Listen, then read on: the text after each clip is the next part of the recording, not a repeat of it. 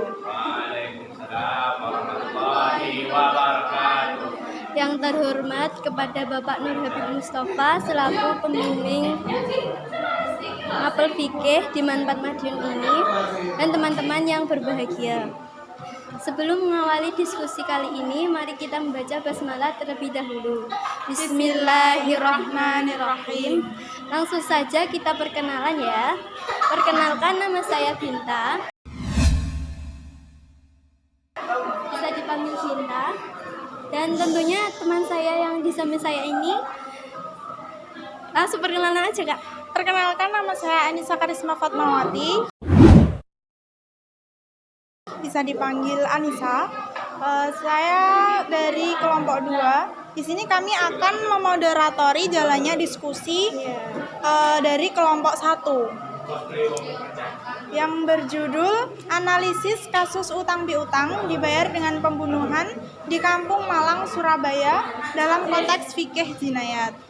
Iya, tentunya diskusi ini sangat menarik karena kita juga akan menyinggung tentang apa itu jinayat dan apa itu latar belakang kasus tersebut. Oke, dari judulnya aja udah menarik nih, apalagi nanti isi-isinya. Oke, langsung saja kita serahkan kepada para narasumber yang akan menjelaskan tentang bab pertama ini. Oke, untuk para kakak-kakak narasumber, tepuk tangan dulu untuk para kakak-kakak narasumber.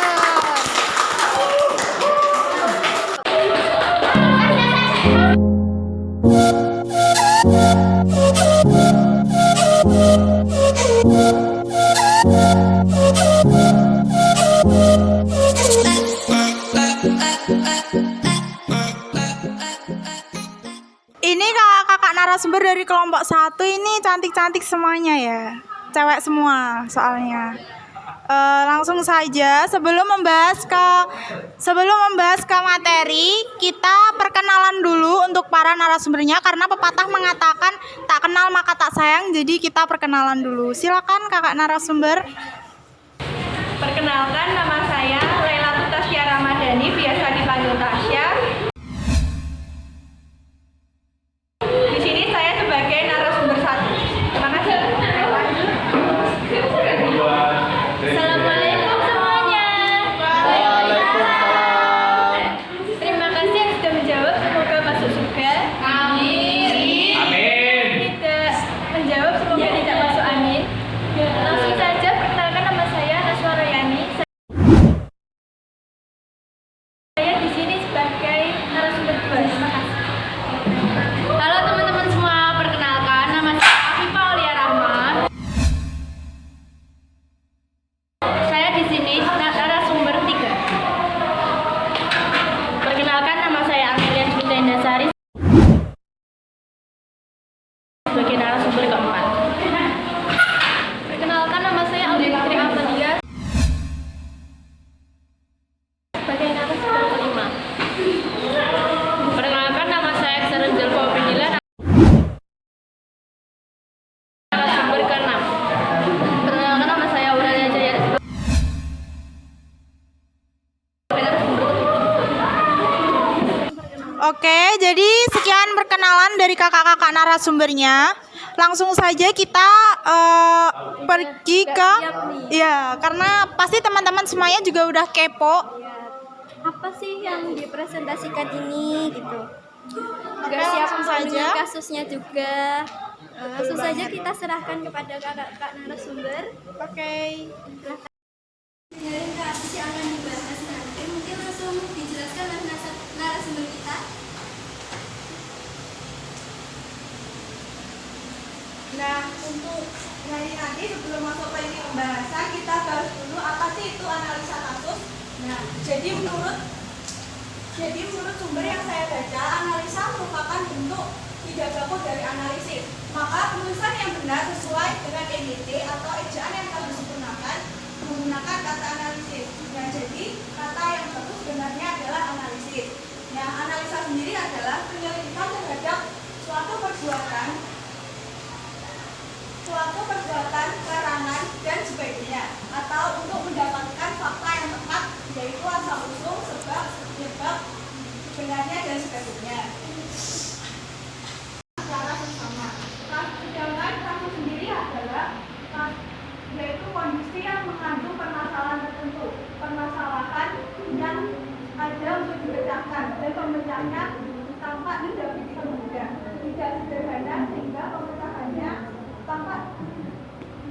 Jadi kan dapat segera dilakukan.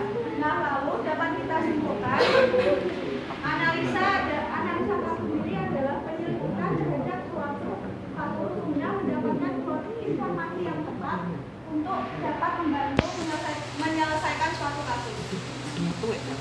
Untuk materi selanjutnya atau pembahasan selanjutnya saya serahkan kepada Naswa.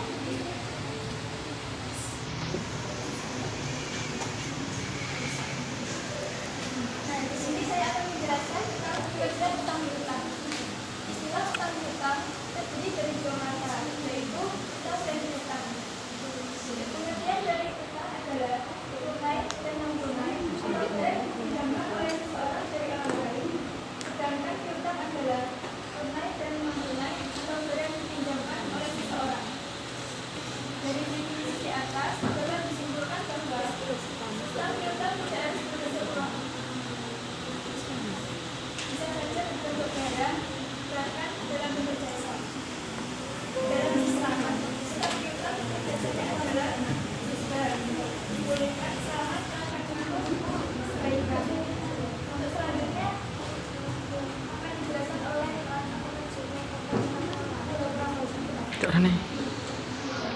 Nah, di sini saya akan menjelaskan tentang pembunuhan. Apa sih pembunuhan itu? Pembunuhan secara bahasa adalah menghilangkan nyawa seseorang. Sedangkan secara istilah, pembunuhan adalah perbuatan manusia yang mengakibatkan hilangnya nyawa seseorang, baik dengan sengaja ataupun tidak. Hukum dari pembunuhan adalah perbuatan yang dilarang dalam agama Islam, karena agama Islam menghormati dan melindungi hak hidup setiap manusia. Allah berfirman dalam surat Al-Isra ayat 33 yang artinya, dan janganlah kamu membunuh jiwa yang diharamkan Allah atau membunuhnya melainkan dengan suatu alasan yang benar. Selanjutnya akan dilanjutkan oleh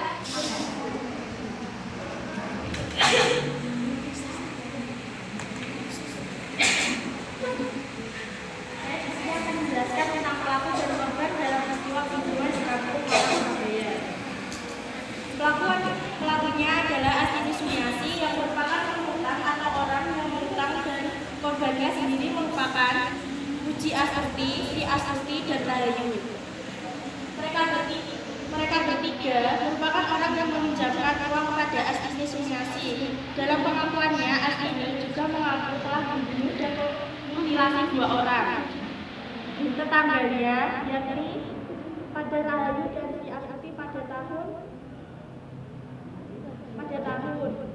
sama dengan Puji Rahayu dan Sri Astuti dikabarkan hilang oleh keluarganya. Adapun motifnya juga sama jengkel saat ditagih utang. Saat itu Astini berutang kepada Sri Astuti sebesar 550.000 pada tahun 1992 dan Rahayu sebesar 1 juta pada tahun 1993.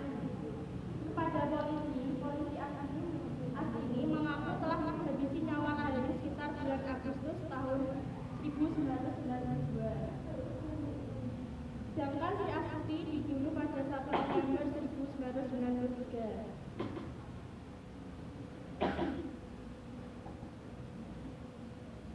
Dan selanjutnya waktu dan tempat tragedi pembunuhan.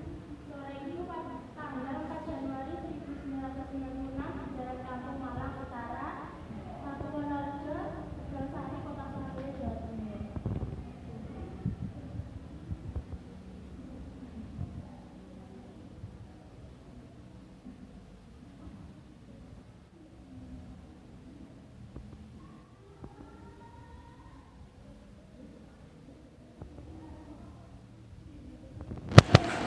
Hadap sini.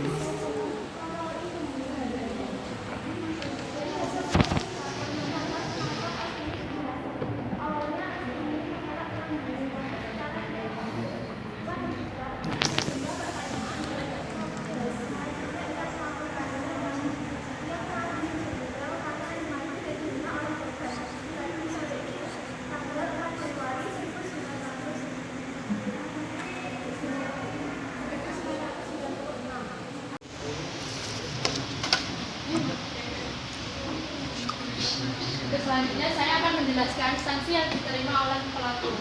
Di sini dijelaskan, polisi melimpahkan kasus ini ke Pengadilan Negeri Surabaya usai berkasnya lengkap. Majelis Hakim Pengadilan Negeri Surabaya lantas menjatuhkan vonis hukuman mati kepada Astini pada 17 Oktober 1996. Astini sempat mengajukan banding ke Pengadilan Tinggi Jawa Timur, justru memutuskan menguatkan keputusan Pengadilan Negeri Surabaya. Tak menyerah, Astini pun mengajukan kasasi ke Mahkamah Agung.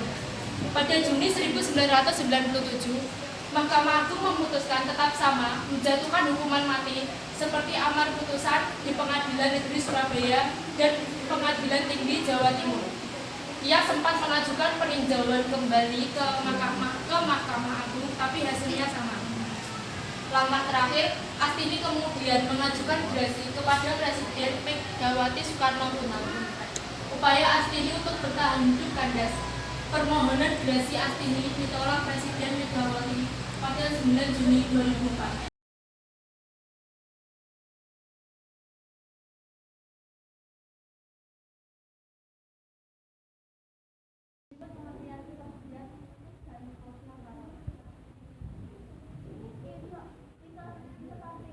Atau mengikuti, yakni mengikuti perbuatan si penjahat sebagai pembalasan atas perbuatan. Menurut Syarah, kisah ialah hukuman balasan yang seimbang bagi pelaku pembunuhan maupun perusakan atau penghilangan benda anggota tubuh orang lain yang dilakukan dengan sengaja. Dia secara bahasa yaitu tindak bagi pembunuhan. Secara istilah dia merupakan jumlah harta yang diberikan karena tindakan pidana atau jinayat menyebabkan kejahatan atau lainnya. Kamaroh yaitu benda yang harus dibayar karena melanggar hukuman Allah atau melanggar hukum. Kamaroh merupakan asal kata dari kata kufur yang artinya tertutup. Tertutupnya hadis seorang benda yang berani melakukan pelanggaran terhadap aturan syariat.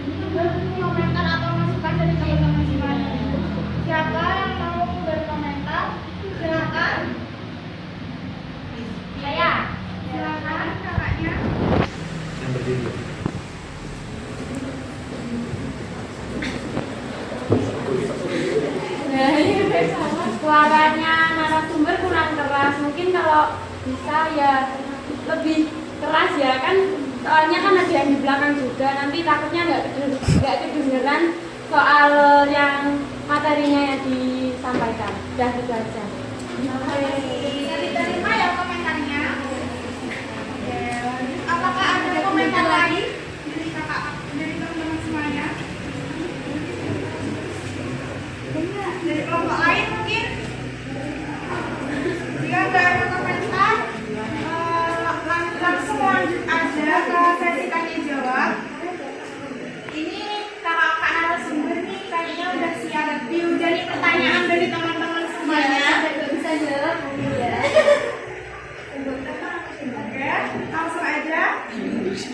Siapa yang mau bertanya silahkan, jangan lupa nama dan dari kelompok. Iya. Perkenalkan, nama saya Muhammad Rizky, saya berasal dari kelompok 3, ingin melempar pertanyaan kepada kelompok 1. Jika seandainya seorang non-muslim yang tinggal di negara yang mayoritas Islam, dan jika si non-muslim tersebut melakukan tindak pidana seperti pembunuhan, apakah nonis tersebut dapat dikenakan hukum qisas? Assalamualaikum warahmatullahi wabarakatuh.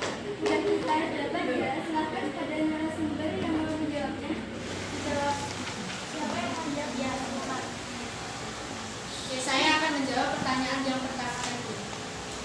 Menurut sumber yang saya baca di sini, sumbernya Digital Library UIN Sunan Gunung Jati. Menurut hasil dari penelitian, dapat disimpulkan bahwa sanksi hukuman mati atau qisas terhadap pembunuh non-muslim menurut Ali Syafi'i tidak bisa diterapkan karena adanya perbedaan keyakinan antara pembunuh dan yang dibunuh. Adapun Abu Hanifah tetap mengharuskan adanya kisos jika seorang muslim membunuh zimmi, karena Abu Hanifah melihat dari segi persamaan di depan hukum. Jika dihubungkan dengan hak asasi manusia di Indonesia, maka pendapat Abu Hanifah lah yang menurut penulis yang paling sesuai dengan nilai-nilai keadilan dan asas persamaan di muka hukum bagi setiap manusia tanpa memandang agama, suku, ras, etnik, kelompok, golongan, status sosial, jenis kelamin, bahasa, bagaimana yang tercantum pada pasal 3, 4, dan 5 Undang-Undang Nomor 39 Tahun 1949 tentang Hak Asasi Manusia. Gimana nih Kak Rizky, udah diterima belum? Sip. Udah bisa ini deh. Benar sekali. Tapi teman kita juga ingin bertanya. Kira seandainya teman-teman nggak ada ternyata saya belum bertanya. Ya, masih.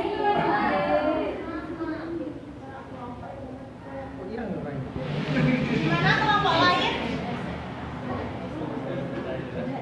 Apakah sudah ada pertanyaan lagi untuk kakak narasumber yang ada di depan? Atau kakak yang tadi mau bertanya lagi? Oke, silakan. Jadi kan di negara Indonesia ini mayoritasnya Islam. Nah, jinayat ini hanya bisa dipraktekkan cuma di daerah Aceh. Kenapa di daerah lainnya tidak bisa dipraktekkan? Sedangkan Islam juga di daerah lain mayoritas lah, seperti itu. Apakah mungkin ada sebab atau apa gitu? Maksudnya itu kenapa hukum jinayat itu tidak dilakukan di daerah lain? Kan kita sebagai warga Indonesia yang mayoritas Islam mungkin kemungkinan bisa melakukan hukum tersebut. Sekian. Oke, pertanyaan kedua dari kakak yang sama.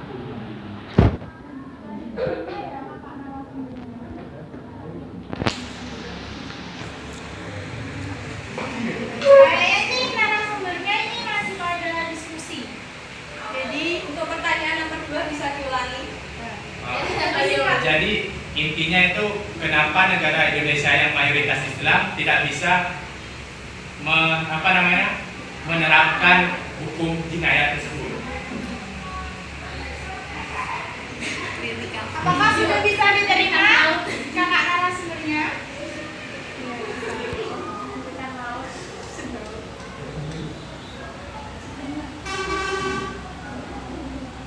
Dua pertanyaan udah disimpan ya. Ini apa dari kelompok lain ada yang mau bertanya lagi? Kan orangnya banyak, kenapa harus diskusi terus ya?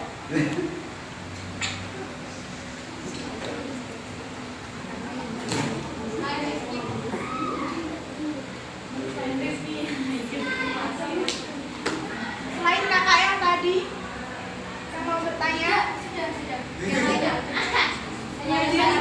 yang lainnya diberi kelompok lain diberi dulu. Saya belum ada yang ngasih. Dikasih. Oh, kelompok presentasi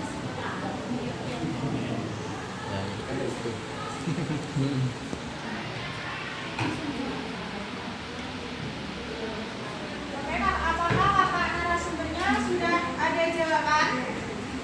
Gimana? Ternyata masih diskusi teman-teman.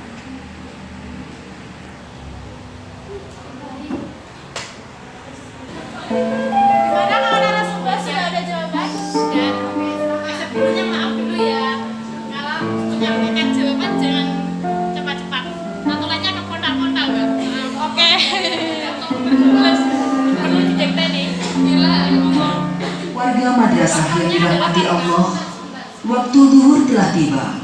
Segera ambil air wudhu dan melaksanakan sholat zuhur dengan berjamaah.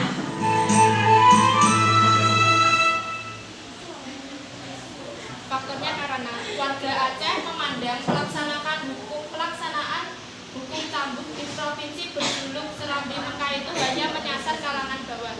Sementara para pejabat kebal hukum. Meski demikian, pejabat daerah mengklaim kalau jinayat tak pandang bulu. Jadi maksudnya, faktornya kenapa di Aceh bisa, di daerah lain tidak bisa? Karena itu tergantung tergantung peraturan di daerahnya. Kalau misalnya kayak peraturan di Aceh itu kan karena sudah peraturannya sana, terus kayak Islamnya di sana lebih mendominasi. Di daerah lain memang juga lebih mendominasi, tapi kan orang-orang di daerah lain mungkin hanya banyak yang berlabel Islam tapi tidak tahu apa itu isinya Islam. Sedangkan di Aceh mungkin lebih ketat pembelajarannya atau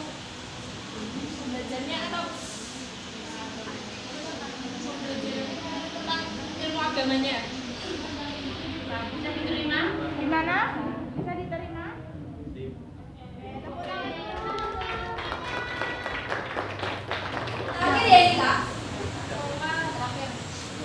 Jika seandainya pembunuhan yang dilakukan oleh si pelaku tanpa ada keinginan si pelaku tersebut, itu apakah tetap berlaku hukum kisos atau mengambil hukum yang lain? Kan ini membunuh tanpa keinginan si pelaku, misalnya seperti apa ya? Seperti kayak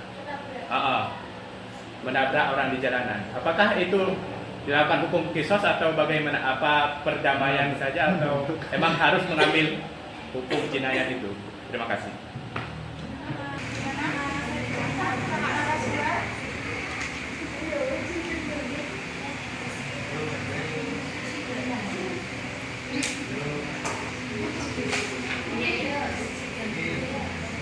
Atau teman-teman ada yang mau bantu jawab?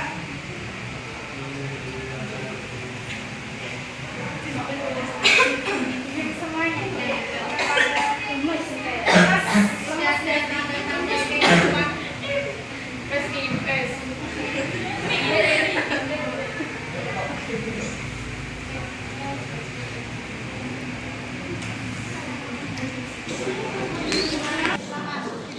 Menurut sumber yang saya baca dari Al-Manahat, pembunuhan kategori ini memiliki beberapa konsekuensi, yaitu satu, tidak ada kisos atau hukuman berupa tindakan yang sama dengan kejahatan pelaku. Dan yang kedua, kewajiban membayar diat. Adapun besarnya adalah jatuh istimewa perintah untuk setiap jiwa muslim dalam bangunan An-Nasai dalam hitungan An-Nasai 4.860. Kategori yang ketiga, kewajiban membayar kafaroh, yaitu dengan membayarkan budak mu'min sebagaimana penjelasan ayat.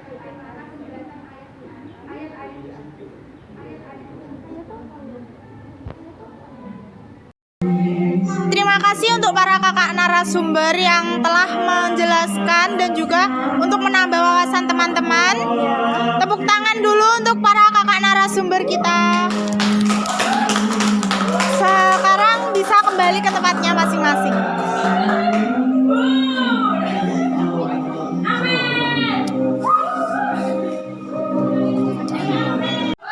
Oke teman-teman semuanya, kita sudah berada di ujung acara. Dan marilah kita baca hamdalah bersama-sama. Alhamdulillahirabbil alamin. Oke, saya Anissa Karisma Dan saya Binta Aisyah. mengucapkan mohon maaf bila ada kesalahan kata, dan juga terima kasih untuk semua teman-teman yang hadir pada hari ini, dan juga jangan lupa nantikan presentasi kegiatan diskusi pada minggu berikutnya juga akan luar biasa lagi ya. dari kelompok 2. Jangan lupa dinanti-nanti, oke? Sekian dari kami. Wassalamualaikum warahmatullahi wabarakatuh. Waalaikumsalam warahmatullahi wabarakatuh.